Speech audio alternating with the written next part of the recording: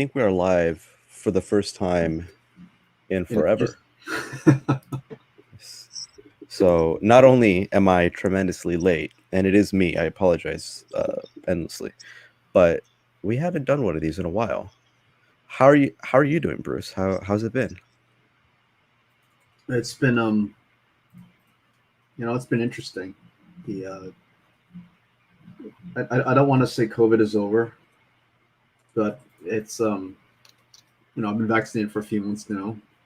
Mm-hmm. Most of us have gotten our shots. It's readily available, and life is steadily returning to normal. I go outside and I see the traffic getting back to as thick as it was before the pandemic. I'm personally speaking for myself. I'm big into martial arts. I'm a very physical person. I've been doing a lot of close contact sports. And still carry a mask around to be respectful and to observe safety protocols. But life is getting around to the new normal. Right. Yeah, I agree. It's weird because I just got back from Dave and Buster's. I was hanging out with a couple of friends, and it's so weird seeing that now that we're past June 15th, the mask regulations are different now, and if you're vaccinated, you don't have to wear a mask, and so it's so strange seeing people without their masks on, almost as if having a mask has become intrinsically part of someone's identity. So it's the strangest thing ever, finally being able to see someone's lips, and as weird as that sounds. And it was also weird, I'm vaccinated, so it was weird me being in a public place without my mask on. I was under the impression, I think a year ago we also did a podcast, and I made the argument, or at the very least I made the assumption, that even post-COVID world, we probably were still going to have masks on, just because we sort of, some new social like expectations, I guess, in the same way that different cultures have different ways of introducing themselves. I was under the assumption that even after COVID was over, we would still have those masks on, and I was wrong because people were very eagerly excited to take them off. So that was weird. This is the first time that could we safely say we're in a post-COVID world, or do we have to wait until we hit herd immunity? What would you say is the point at which we can safely say we're in a post-COVID world? That's an interesting question.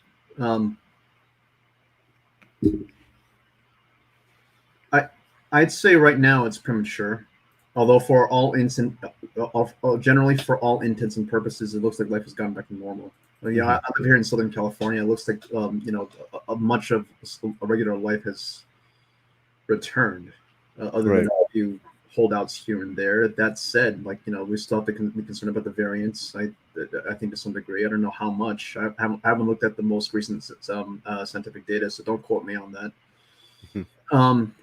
So, yeah, I guess you can kind of say that, but well, I mean, what do you mean by post-COVID? Because the people say, "Oh, life is getting back to normal," but this is not normal. I made my living as an engineer. I've been working at home for the last year, and I have not returned to the office. I'm still working at home, and a variety of my other workmates and people from other industries are still continuing the practice of working at home, even though the option has been extended to them to go back to the office. So I don't think that's going to go back to normal. I mean, I was having a discussion with some people in an intellectual meetup that I'm coming down here in San Diego with, and several of them have been discussing about how COVID has changed the world, and one of the ways that it has changed is how we interact with people. I was talking to them about since we're not going back into the office, and since it's unlikely to be a new norm, then we're not going to have the same kind of social interactions that we used to. And I think to some degree that might curtail some social development in people who are just coming out of college, saying whatnot, because you're not going to learn how to interact with people on an interpersonal basis as you would in person, rather than as it is online. And I think that might have some interesting social consequences and dynamics in the future, maybe like 5-10 years from now, maybe not even that long. We'll see. Right. Yeah, I would suspect that there's two stages of a post-COVID world. The first stage um, is when people are no longer afraid of it. We were definitely afraid of COVID, beginning, I would say, from March. And so we isolated ourselves, we masked ourselves up, not just because we were told to do so, because we were also concerned, we were worried about it. And I think it's safe to say the vast majority of us aren't worried about it anymore. Not that we don't realize that it's still an issue, that it's still dangerous if someone gets it, but rather we're no longer near as concerned as we were a year ago. I think we're in that stage now. The second stage would be, okay, we're no longer concerned about it, but so the first stage is we're no longer worried about it, but we still have to deal with the consequences of it, whether that means lockdowns, whether that means the economic ramifications that we're dealing with, or whether that means still having to have on masks as we were, previously before June 15th. The second stage would be, not only are we no longer worried about it, but we're not dealing with the ramifications anymore.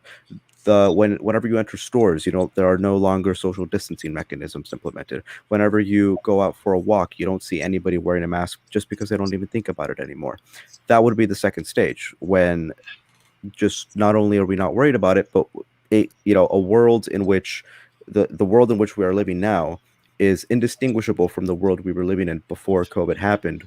Whereas right now, if you enter a Chuck E. Cheese or anywhere, there are still some social distancing things implemented. There are still some things that people need to do. People still need to take your temperature and stuff like that. So it's not indistinguishable. So I wonder how long it's going to take us to get to that second portion. Maybe next year, maybe just a couple of months. Hard to tell. And also, King, yes, I know I am wearing my watch just because I just got back from someplace and immediately jumped on. Hey, music guy, how you doing? It makes me uncomfortable. Yeah, it's super uncomfortable, isn't it? It's just so weird. The flu has actually been down compared to previous years, probably due to masks. Yeah, most likely due to masks for sure. I think I never really minded. I don't think I've ever gotten a flu bad enough to the point where I had to stay home from work or school. I think even like whenever I got the flu, I would still go to school and work. It never really got that bad for me. I don't think your fellow students appreciated that though, Vince. I mean, probably not. I was super antisocial, so I didn't really care. If I got something like, I don't know, airborne AIDS, then maybe I'll stay home. At that one, I'll be like, maybe I'll stay home for this one. But yeah, the flu.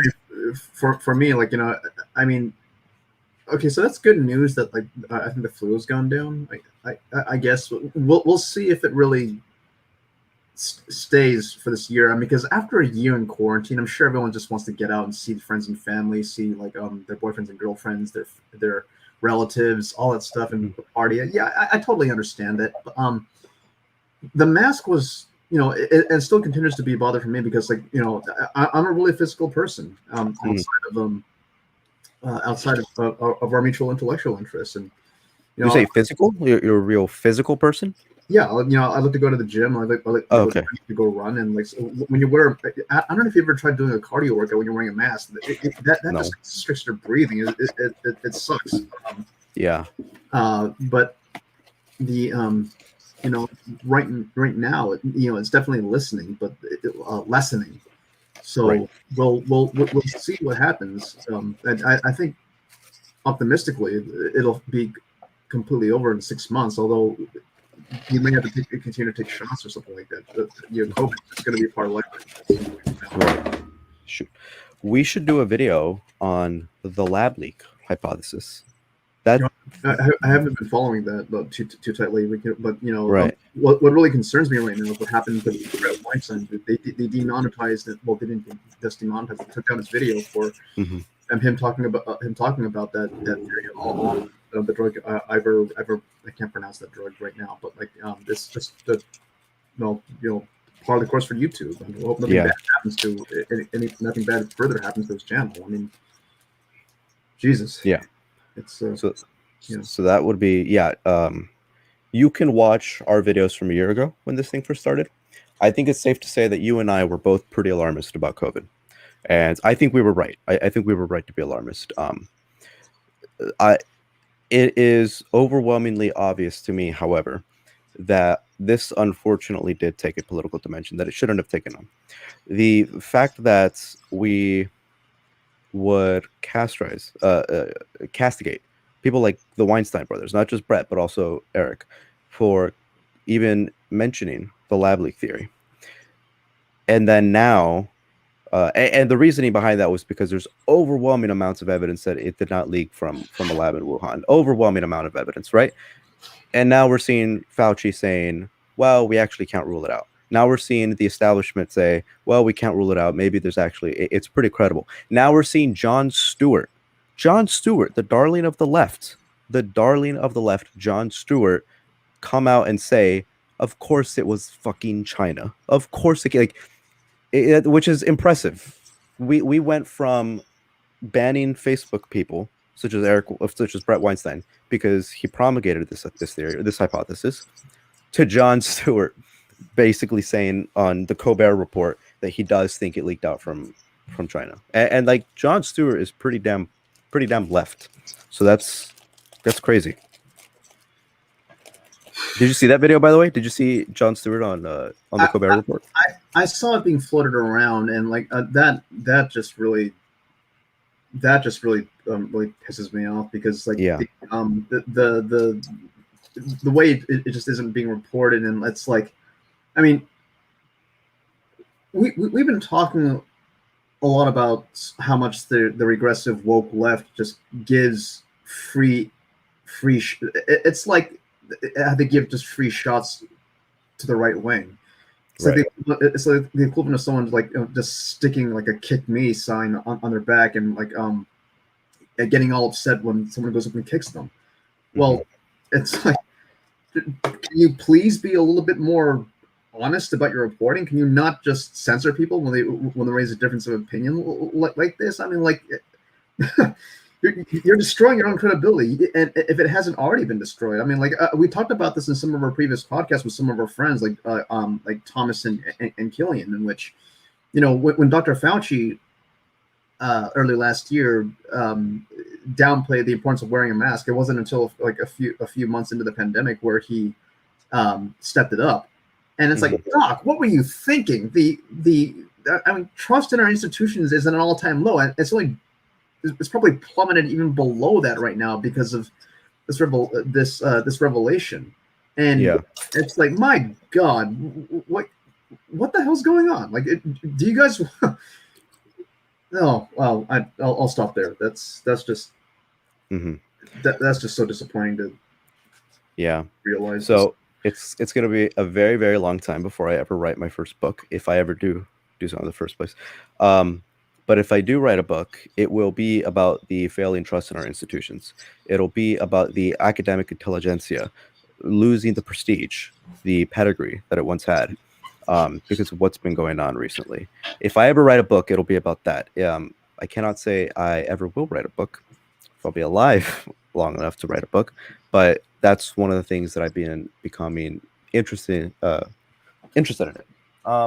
There's one real cynical saying that just popped into my mind.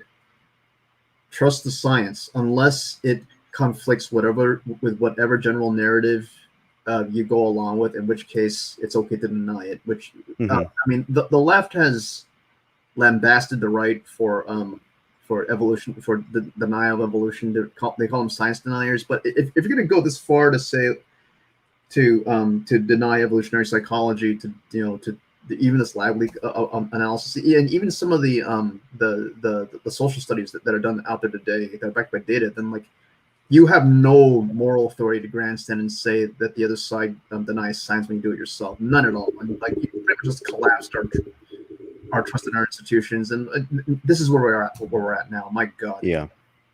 So this is a good way to lead into the conversation that we're going to have tonight.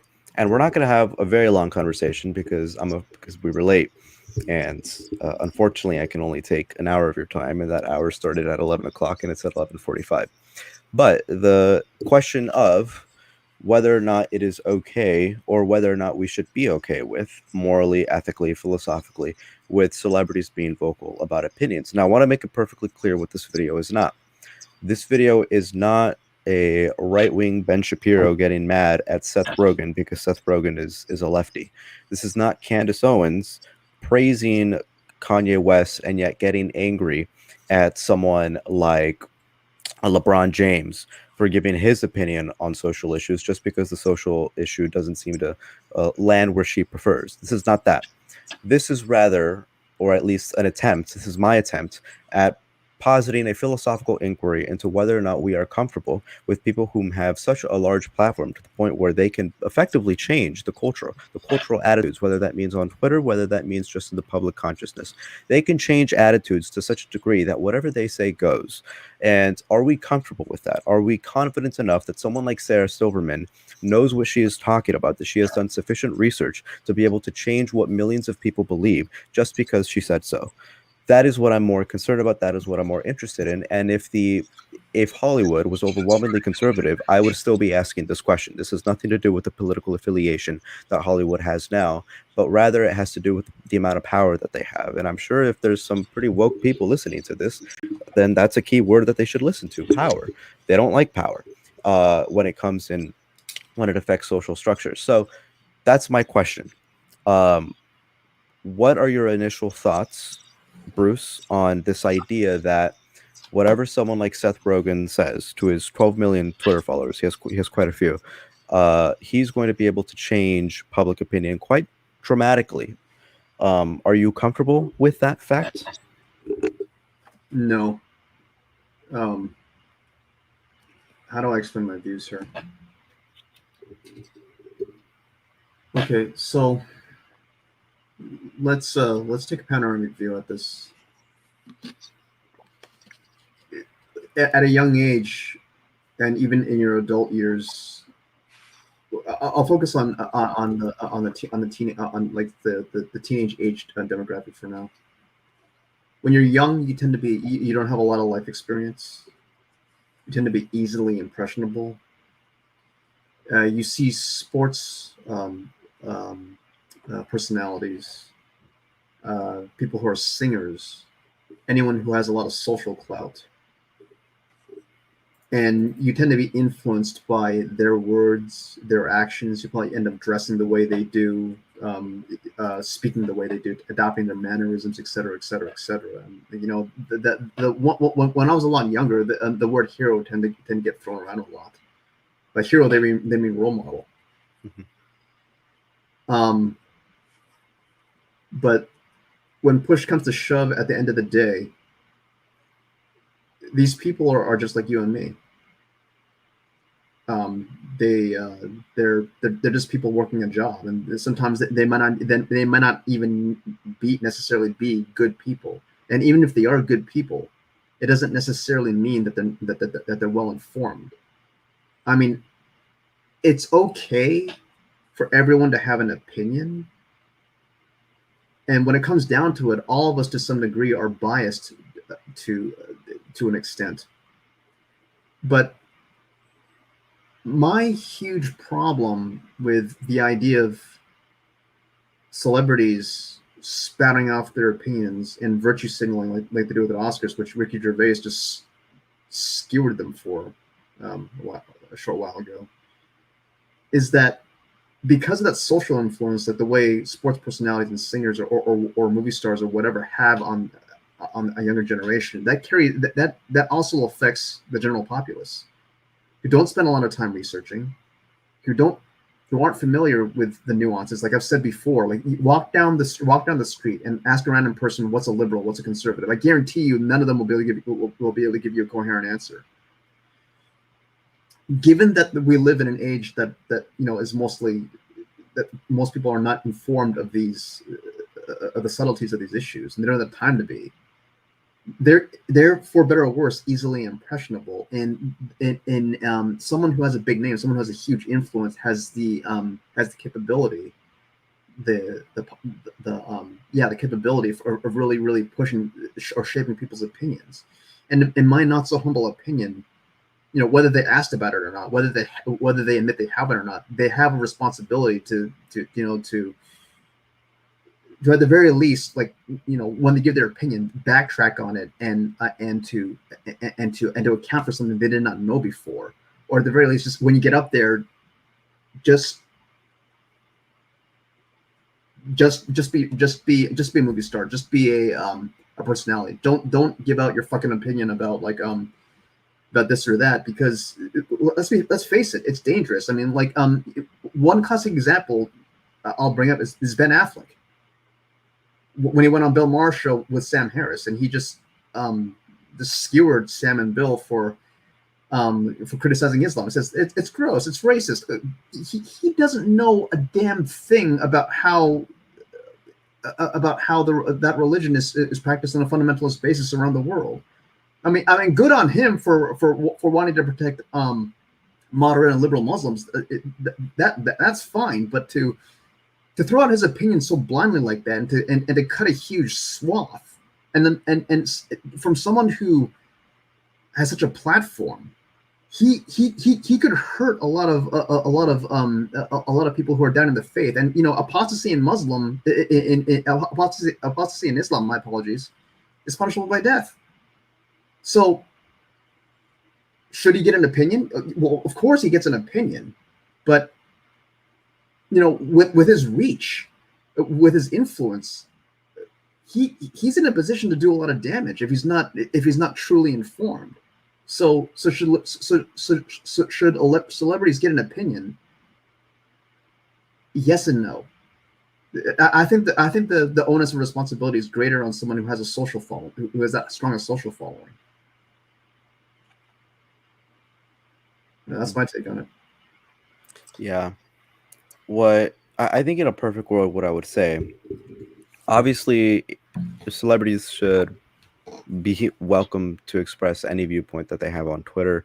I'm not under the impression that the government should have any say whatsoever in regulating what celebrities are allowed to say, but rather what I hope happens is that the culture changes in which people will listen to what someone like that Gina chick from the Mandalorian. I don't know how to pronounce her last name. Like starts with C. Yeah. They'll listen to what someone like she says. They'll listen to what someone like LeBron James says, or what someone like Sarah Silverman says, or Amy Schumer, or Jennifer Lawrence. And yeah, these people are vocal in politics, and we're not going to regulate that. We're not going to force them not to do so. We can't do that. We shouldn't do that. But the culture changes in a way that when people listen to these viewpoints, they recognize, well, it's a celebrity. Like, it's no more different than that really annoying kid in your 7th grade class who bragged about being the smartest kid in the class, finished his exam first, but then received the exam and got one of the lowest grades in the class. That's the way that they interpret these viewpoints, because obviously you shouldn't be able to regulate anything like this. But what worries me at first is, well, let's look at what's going on right now. Why is it that you have such a politically homogenous culture going on in Hollywood? Why is it overwhelmingly left? That's not representative of the general population by any stretch of the imagination. It might be representative of theater students in general, because theater itself, the arts, is pretty overwhelmingly left. Maybe that's what's going on, and it could very well be. But at the same time, are they also creating a culture amongst themselves in which, if you are a conservative, you feel kind of inclined to not say anything because you're worried that there's going to be some ramifications for your career if you do say something? So it could be. Let's think of an instance in which a celebrity was a staunch conservative, and they spoke about it, and what happened to them. I can think of the chair incident with James Wood. Look, he's pretty outspoken conservative. Did anything bad really happen to him? No, not really. But at the same time, his career was pretty much dead when he did that disastrous chair interview. Someone like Chris Pratt, there are rumors. All they are rumors that he is a conservative and that he attends a pretty staunchly Christian church. This has never been confirmed by him nor any of his friends. They are nothing more than rumors, and yet that rumor was enough for him to get dogpiled on Twitter, and him to be and other people within the Avengers crew like Robert Downey Jr. and Chris Evans to come out and say that Chris Pratt is one of the best people that they know. So it was enough to get someone like Robert Downey Jr. and Chris Evans to come out in support of Chris Pratt, even though Chris Pratt never said anything. All these were rumors. What's another conservative? That Gina chick. She was fired from The Mandalorian. Disney fired her because she refused to apologize for something. I forget what it was. there were many of these things that occurred. And so it seems pretty obvious to me that there is fear going on among conservative or centrist voices in Hollywood. And the only centrists that I can think of in Hollywood are those whom were never in good movies to begin with, whom are never in a position to get fired.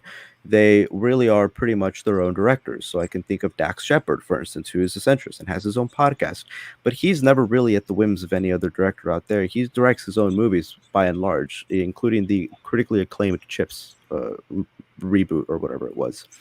So I do think it is overwhelmingly obvious that there is a culture in Hollywood in which if you are a conservative or you espouse centrist or right-leaning viewpoints, you're going to get in trouble. And so they're inclined not to do so. And already we have problem number one, because even before we ask ourselves whether or not celebrities should be allowed to speak their minds, already we have a problem, because they're not, like, many of them can't even speak their minds truthfully. They have to say something specifically. So we have an issue there already. Before we even ask the question, we already have an issue. And then the second one is, as what we've been saying, as you've been saying yourself, are we confident in these celebrities' abilities to be able to accurately to tell us an informed and accurate response to what's going on in culture and what's going on in politics? And I'm reminded of many instances, such as when Sarah Silverman took a picture of some construction graffiti on the ground meant for construction workers. She thought it was a Nazi sign, and she tweeted out basically making fun of modern day Nazis, that they can't even draw their cherished sign correctly, and it was a construction sign. It had nothing to do with that. I'm reminded of many instances such as these. I'm reminded of when LeBron James immediately tweeted out a video and dogpiled on some police officer because he thought this police officer was wrongfully killing someone. Never happened. I can't I just cannot have any confidence. There's very few people that I can confidently say that I know are actually doing the work, doing the research into this. And so what we have now is we have a group of people whom have proven that they don't do their research and they don't particularly care about doing their research, and that they're perfectly okay with silencing the opposition if they don't like their views. These people are changing the culture. And that's what makes me uncomfortable. If these people were conservative voices or centrist voices, if these people agreed with everything that I say, I still have an issue. If these people were atheists and they were pretty dogmatic about it, pretty staunch about it, very anti-theistic, all these things of which I am myself, I would be extraordinarily uncomfortable if they were trying to silence religious viewpoints. If they didn't want Chris Pratt speaking at the Oscars because he himself is religious, I would be very, very uncomfortable with that. I wouldn't like it. So even if it's in my domain, even if it's something that I agree with, I don't want it. It's uncomfortable. It's non-democratic. It's non-liberal, and this is not the way that you progress in society. You do not progress in society in the correct manner by just hoping that nobody is exposed to viewpoints you don't like. It has to be out in the air, whether you like it or not. That is the only proper disinfectant. So that's my take, and I think I've mentioned to you this before, Bruce, where I'm writing an article about this. I don't know if it's ever going to be published. I doubt it will be, but I'm writing an article about this because I think this is a genuine philosophical question that affects most of us. And I think this conversation, unfortunately, has been hijacked by conservative voices whom are only criticizing Hollywood because they're, in their words, leftists and socialists. That's not the angle I'm attacking this from, and I think that angle that they're attacking it from is disingenuous because, as I said before, if they were giving conservative viewpoints, I sincerely doubt you would hear a peep from these people. So I think that people aren't having this conversation properly. I think they're not recognizing the political and cultural implications of a large group of people deciding what is and is not okay to say. So that's what I'm writing about this. Did I miss anything? Is there something else that you also feel like should be mentioned in this conversation? Okay, so here's the thing. You and I are both generally left leaning, although we don't swing all the way over to the insanities of the woke left. Mm-hmm. This behavior is just, again, is just fueling the crazies on the mid to far right, and it's just you're pretty much just sticking your face out there and say you get one for free. You get one good punch in the face for free, and why would you do that? Why would you take up an illiberal position to defend liberalism? It's insane where it's going. Mhm. Now, the deal is in Hollywood, there's definitely, and it's overwhelming. It's definitely overwhelming the left, and like most people are not. If there are any dissenting voices in Hollywood, are not inclined to speak their opinions, even if it's fairly nuanced. I mean, like one example that just boils my blood is I've been looking around for some fun shows to watch recently, and like one of the shows I've been enjoying is Superman and Lois, which is one of the few shows I'm seeing right now that's not woke. It doesn't try to shove its moralism down your throat. Thankfully, I haven't seen anything out of there that I would call woke so far. I've been enjoying that. But on the same channel, you get this this reboot of the Kung Fu 2020 of Kung Fu that started David Carradine back then, and you got Kung Fu 2021 with this Asian girl as the main lead, and there's a lot to like about the show, but that show is extremely woke. I remember, like in the first episode, there's this one scene in which these three Asian characters explicitly say stuff like this, and this is them saying it, and I quote: "For once, being white is actually good for something," which is racist as fuck. Yeah. And a few seconds later, they say something along the lines of, "We talk to our own community. These people look like this. They will speak to us." That's mainstream woke culture. I mean, whatever happened to the themes of reaching out to someone not because they look like you, but because you have a common humanity, that you give a damn about somebody because they can be hurt. They feel like you. It's something that we have in common.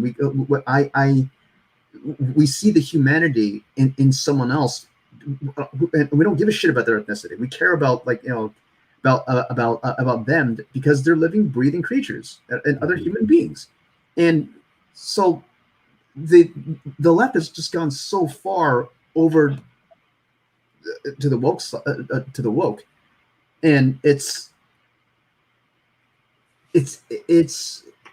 something that you find in general in general media now, and it's just getting worse. But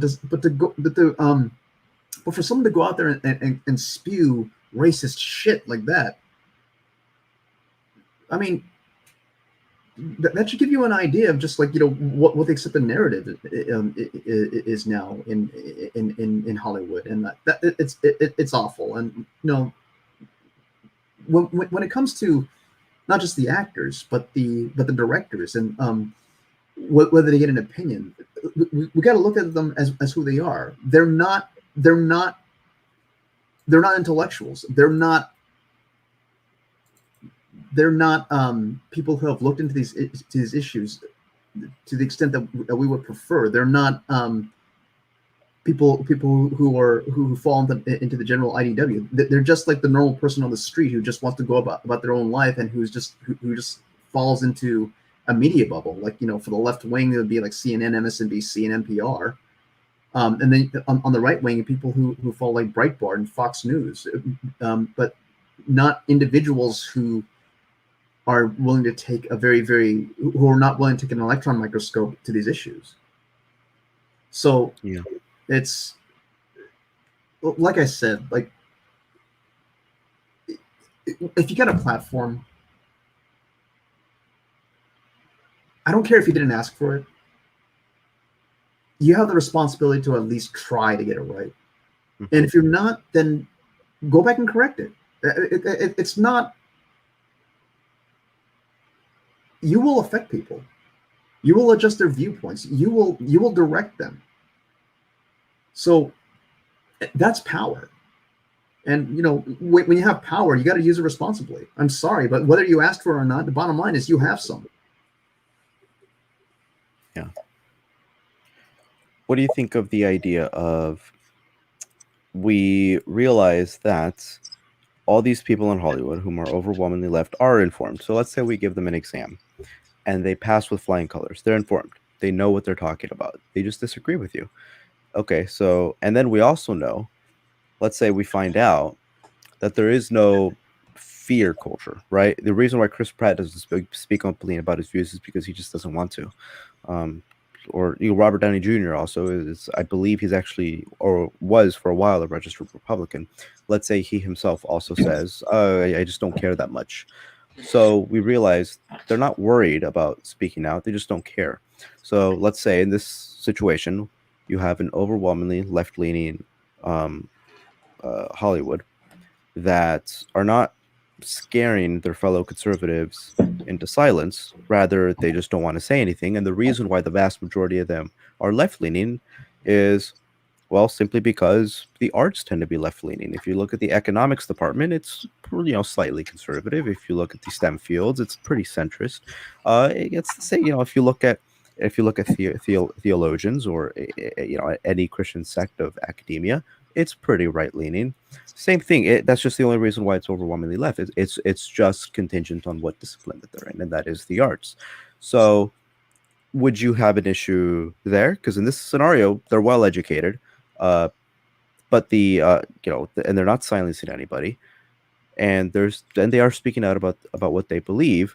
So they're still changing the culture, but we can't criticize them for the reasons that we've been doing so right now, where we're saying, oh, the reason why they shouldn't have, or they should be careful with what they say is because they're influencing so many people, and we can't be confident that they know what they're talking about. And it's also suspicious that not many other that their viewpoints is not representative of the general population. Would you have an issue with this hypothetical scenario? I don't think I understand the question. Can you simplify that? Right. So, from my understanding of what we've been saying, is that the reason why we have a huge issue with celebrities speaking out about their viewpoints is because we're concerned that, or me at the very least, I'm concerned that they are silencing people that disagree with them in Hollywood. So, closet conservatives or closet centrists in Hollywood, they're not saying anything because they're worried that they're gonna, lose their jobs or get criticized or get dogpiled on Twitter. So they're not saying anything, and maybe they're also they could be uninformed, and their level of outspokenness, their level of activism is enough to the point where it will change people's opinions. So most people that don't look into these things, they have a 9 to 5 job, that's what they're focused on, but they'll hear their favorite celebrity, like Joaquin Phoenix, say some crazy stuff, and they'll believe it. Well, I like Joaquin Phoenix. What he's saying sounds smart, so I'll believe it. And so we're worried because this is happening, and the architects of this, the actors, they're not, as far as we're concerned, they're not informed on these issues. They're not experts. They're not public intellectuals. All they do is act for a living, and yet they are changing the culture. But what if we found out, we gave them a test and they passed with flying covers? They do know what they're talking about. They know, they are well informed on these issues, and they're not silencing anybody else. The reason why Chris Pratt is not speaking out is just because he doesn't want to. It has nothing to do with him being worried that he's going to lose his job. So then the only issue that we would have is the fact that they reached a different conclusion than us. Would you be okay with that? Mm.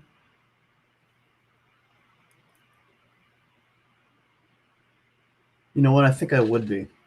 Mm-hmm. No. Why would I? Why do I say that? It's because like so art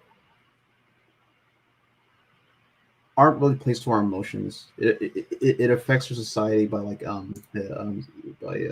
kind of messages it sends out, and what it idealizes in our heroes and whatnot. Mm-hmm.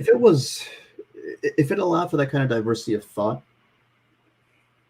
and we had a variety of the kind of art out there, and it wasn't just homogenous, then I suppose I would be okay with it. Mm-hmm.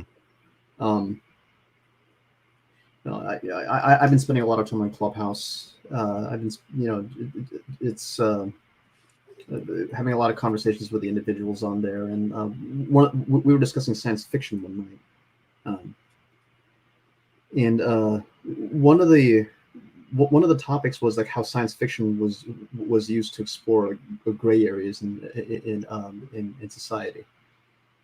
The Some of the best episodes of science fiction I've watched, like Star Trek, for example, it are the episodes that really make you think. Um, Sometimes they'll explore social phenomena that don't have a quick and easy answer, and the episodes almost always end in a very, very morally ambiguous place, with the hero or the protagonist or whatever coming up with a quote unquote solution that he or she thought was best at the time. But at the end, like, you wonder if that was really the case. And, a few episodes of Star Trek: The Next Generation come into mind right now. But the bottom line is, like, the a quote unquote correct solution is not rammed down your throat. Like that example of the Kung Fu 2021 show, where those idiot directors making explicitly racist comments. That kind of self-righteous comment material was just like shoved in the audience face, and I think people are getting sick of that. Mm-hmm. But playing around with moral ambiguity, and with people who can demonstrate they know what they're speaking of, and allowing for that kind of diverse those kind of diverse views, then I suppose in that case that would be acceptable to me, because it demonstrates that it's not just black and white. There's a lot to explore here, in having art that recognizes that not everything in the world is arranged in a system of binaries. That could actually be healthy, I think. Mm-hmm. Let's see if we got any comments. Internet is not working. It's not working. Yeah. Hello, Ghost Bunny. How you doing? Hello, Matt. How are you doing? Oh, hello, Miguel. How are you doing? Is it just me who is comfortable wearing masks because people can't see my full face? I don't know. I feel like I'd rather them not see the top part of my head. I prefer them not to see the top part of my head than to see the bottom half. I'm fine with them seeing my mouth because I'm just all the time anyways. But there's a lot more expression going on up here because of my eyes and my eyebrows and my forehead when I do this. So I'd rather them not know my expressions just by looking at my face, so then just look at my mouth. I don't know if that's weird, but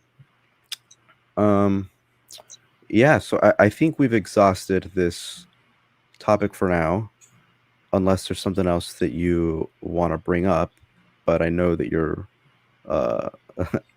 you have something to do in the morning, and I don't want to keep holding you, squeezing information from you until you fall asleep. It's all good. No, this is a topic that I've been thinking more and more about. I mean, a few years ago, before woke culture got really, really bad, I don't think I would have thought much about it. But now that you get an idea of just how people can influence the general population with their star status, and realizing that humans are predominantly emotional creatures. I think it's important to point this out. I mean, like, you shouldn't follow someone just because they're popular. Mm-hmm. Even though we do this to some degree. Yeah. I mean, when it comes down to it, like, if you really want to participate in the mainstream conversation, well, do your homework. Don't listen to what a movie star or a singer tells you. Actually put the work in, and be responsible. Yeah. Well, before we end it, I want to ask you a question, Bruce. What are you reading right now? I think this would be a cool thing to end it off with, because we're always reading something new. So I figured, well, we can ask ourselves, what we're reading before we end off every episode. So, Bruce, I hope you don't mind me asking you this. What are you reading at the moment? I'm reading Yeomini Park's In Order to Live. I'm also reading Thomas Sowell's Black Rednecks and White Liberals. Mm-hmm. Um, and those are my two main reads, and learning a lot from both books. Okay. Yourself? That's What are you looking into? So I'm reading a book. I'm reading three books at the moment. One of them is called Hawking. It's the story of Stephen Hawking. The second one is what is it called? The Politics of Islam. It's written by Bernard Lewis. He's a historian and an Islamic scholar. I read one of his other books called The Crisis of Islam, and I'm going through his literature right now. I've read that one. And Good book. oh, good book. Yeah, pretty good. Very short but dense. It tells you a lot of information, even though it's only about 120 pages or so long. And the other book that I'm reading is the Alex Trebek book that he wrote before he passed away. I'm a huge Jeopardy fan. I haven't watched it in a while, but in my college days, me and my housemates would sit on the couch to watch a bunch of Jeopardy. And so I'm reading his life story in his book, and it's pretty good so far. Very interesting. Um, yeah, so those are the three books I'm reading. But anyways, Bruce, thank you so much for joining me. And I hope we might do one tomorrow. If we might do one. Thomas said he's okay doing one with us, a live stream with us tomorrow, if you want to join us. And things are cooking. Everyone who's watching this, things are cooking for the channel. Things are cooking. So be on the lookout, and we'll see what happens. Everyone, have a good night. Thank you so much for joining us for this short live stream. Good evening, everybody.